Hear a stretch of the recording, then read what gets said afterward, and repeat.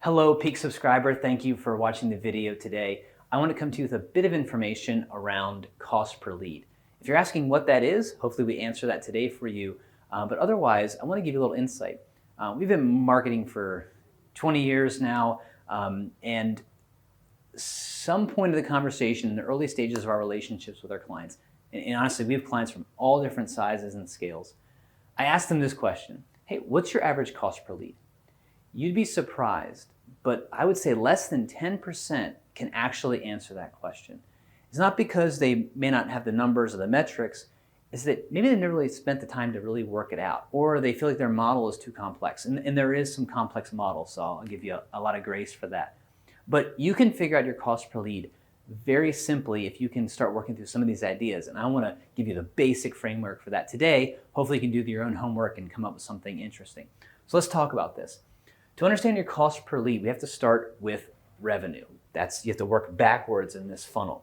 So a lot of companies in our space, and that's the tech space, can focus on two kind of starting places, either lifetime value or margin. Now, those are two different metrics. Lifetime value is, what do you expect to earn or gain from a client? If you have a multi-year kind of tenancy for software, or if you have a contract basis, renewal basis, all depends on how you make money, right? So as long as you can figure out how you make money, lifetime or margin being for a project job. So if you do a $10,000 project, for example, how much margin do you make off of that job after your costs go out?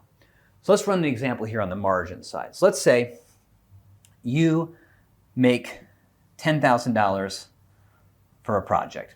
Simple, basic number makes my math easier today.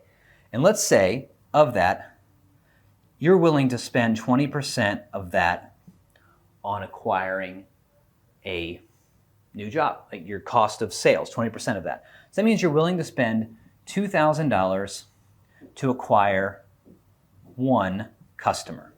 That's what we're saying here. That if I can spend $2,000 and get one customer in the door, one job for $10,000, I'm making money. That's fantastic.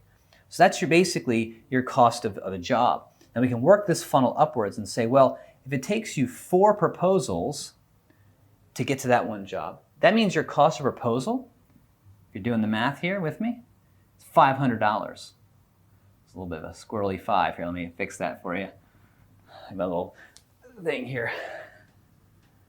Make it nice and crisp for the camera. $500. That's your cost of basically a proposal. Take that further and say, well, to get for 4 proposals, I typically need about 10 leads. That means I've moved my cost per lead to $200. And there it is.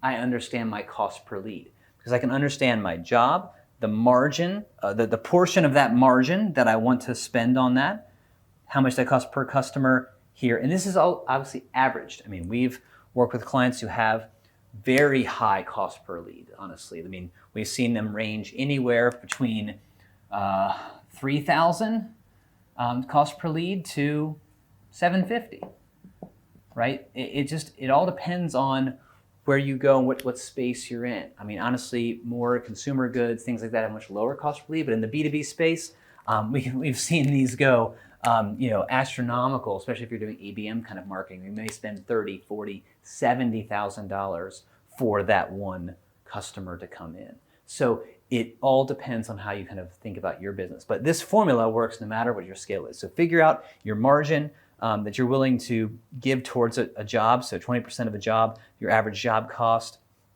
And I recommend 20%, honestly, but that's another video for later.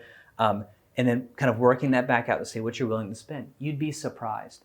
One of the biggest challenges in what we do is sometimes people come to us and say, I want to get a bunch of leads and I want to get them for $100 a lead in the B2B space. And that's really challenging. When I work them through this model, they find out they can actually spend $2,200 per lead and still make solid profit. So do us a favor, do yourself a favor, figure out what it's going to cost your cost per lead, and then you can get to it. Because the best thing about this whole scenario is once you're confident understanding that, you're able to then put forth the investment to make that happen. Spending $20,000 a month on cost per click, from a pay-per-click perspective, is no problem if you know that funnel is going to pan out.